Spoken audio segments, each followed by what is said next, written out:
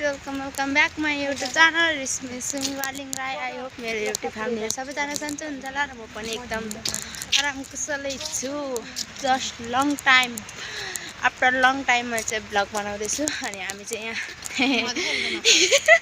यहाँ कहाँ पो हामी चाहिँ पथरी आएको छौँ। अनि पथरी चाहिँ ट्री हाउस जाँदैछौँ साथीहरू। अनि मैले चाहिँ अघि ब्लग बनाउनु पर्यो भन्दै थिएँ। अनि अघि चाहिँ मैले बनाएन, हतार भयो क्या। अनि आएको छौँ। सो अब चाहिँ हामी यहाँ आइपुगिसकेको छौँ। नखेल्ने म त गाडीले मातेर फिलिली भएको छु। तिमी पनि राजी। त्योहरू हामी चाहिँ फोटो खिच्दैछौँ यहाँ ट्री हाउसमा। हामी चाहिँ सेकेन्ड टाइममा हामी चाहिँ सबैजना म र बहिनी चाहिँ सेकेन्ड टाइम। बाउ चाहिँ त खोइ थाहा भएन, मलाई सोधेको पनि छैन। मलाई चाहिँ लाग्यो क्या साथीहरू। अनि हामी चाहिँ फोटो खिच्दैछौँ गाइज। अनि देखाउनु नपाउनु त। अनि अब हामी चाहिँ खास चाहिँ सेकु खानाको के साथीहरू आज। अनि त्यही हो साथीहरू, त्यहाँ फोटो खिच्दैछ साथीहरू। म त अघिको गाडीलाई मातेको चाहिँ भएको छैन, भुँडी पटाएर हैरान भइरहेछ। अनि हामी चाहिँ फोटो खिचिसकेको छैनौँ। अनि हामी चाहिँ सेकु खानु जाने अल्छी लागेर आएर म त ढुक्क भएको छु। सो केही छैन, पहिले पोहोर हो कि पोहोर होला हामी आउँदाखेरि यो दजा के भन्छ यसको नाम पनि आउन यो थिएन। अहिले चाहिँ पाल चाहिँ टाल्नु भएको रहेछ। सो त्यही भएर अलिकति साउनी देखेको रहेछ साथीहरू। अनि म चाहिँ यहाँ अल्छी गर्दै नक्कल गर्दै बसिरहेको छु।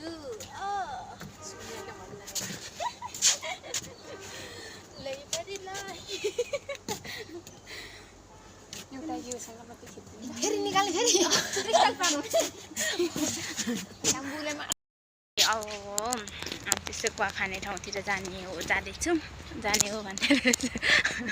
अनि चाहिँ घाँटी पनि दुखिरहेको छ क्या। 2 दिन अस्ति जस्तै घर गएको थिएँ त्यस्तो लागेर। अनि अहिले मौसम चेन्ज हुनु लाग्दै भएर होला सायद। म चाहिँ यति छिटो चिसोले भेट्छ। अनि म चाहिँ भक्क गर्छु देखेँ। म नि त्यो साइनिक खाँदा भइरहेको छु। अनि म एक्लै हिँडेर चाहिँ अल्छी लागेर छ क्या।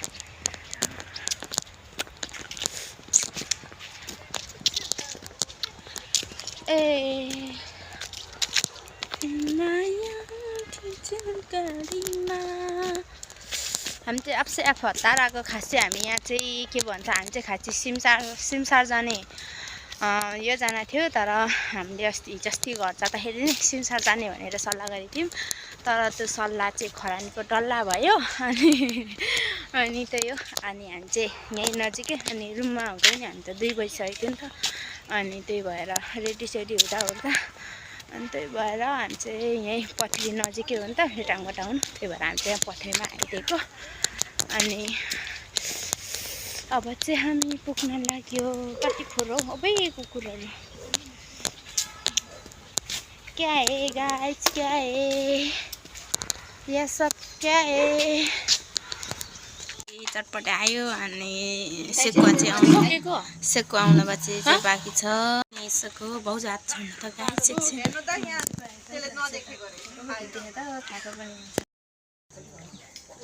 खै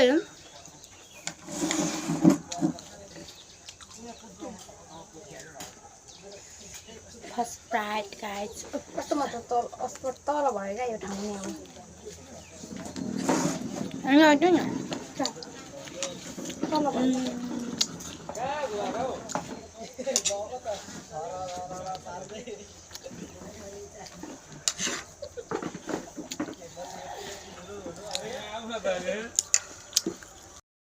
अब हामी चाहिँ खाइ पनि सक्यौँ। अनि जाडो पो भुताउ मलाई। हेलो भन्नु न भाउजू।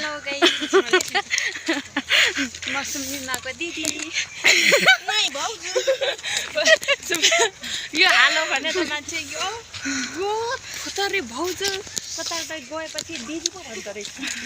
म कस्तो त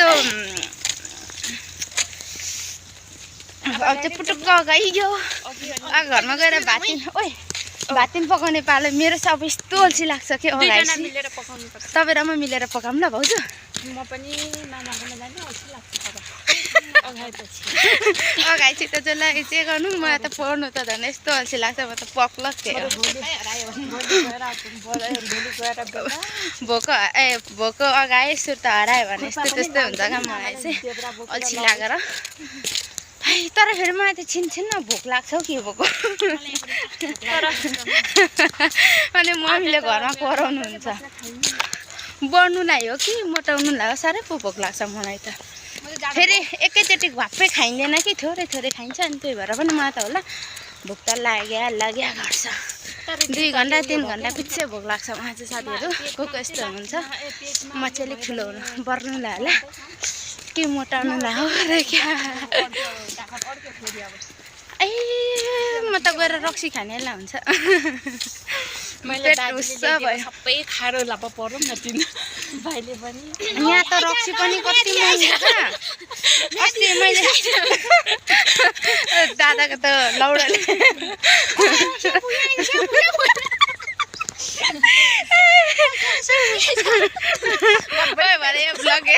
भने दादाले मार्छ त